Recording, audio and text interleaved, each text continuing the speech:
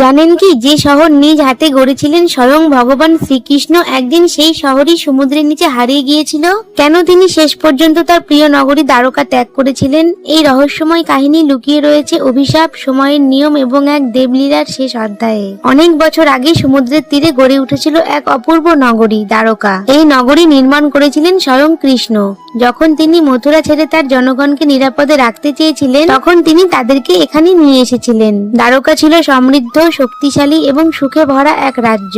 যাদব বংশের মানুষ সেখানে শান্তিতে বসবাস করত। কিন্তু সময়ের সঙ্গে সঙ্গে যাদবদের মধ্যে অহংকার এবং শক্তির অপব্যবহার বাড়তে লাগলো। একদিন কিছু যাদব যুবক মজা করার জন্য মহান ঋষিদের নিয়ে উপহাস করলো। তারা একজন যুবককে নারী সাজিয়ে ঋষিদের সামনে নিয়ে গিয়ে জিজ্ঞেস করলো, এই নারী কি ছেলে জন্ম দেবে না মেয়ে জন্ম দেবে? ঋষিরা তখন বুঝতে পারলেন যে তাদের নিয়ে উপহাস করা হচ্ছে। তারা ক্রুদ্ধ হয়ে অভিশাপ দিলেন, এই যাদব বংশ নিজেদের হাতেই ধ্বংস হবে। অভিশাপ সত্যি হতে বেশি সময় লাগলো না। কিছুদিন পরে যাদবদের মধ্যে ভয়ঙ্কর যুদ্ধ শুরু হয়ে গেল। এক সময় সেই যুদ্ধ এত ভয়ঙ্কর হয়ে উঠল যে প্রায় পুরো যাদব বংশই ধ্বংস হয়ে গেল। সবকিছুই নীরবে দেখছিলেন ভগবান শ্রীকৃষ্ণ। তিনি জানতেন এটাই সময়ের নিয়ম। যখন পৃথিবীতে তার কাজ শেষ হয়ে গেল, তখন তিনি নীরবে দ্বারকা ত্যাগ করলেন।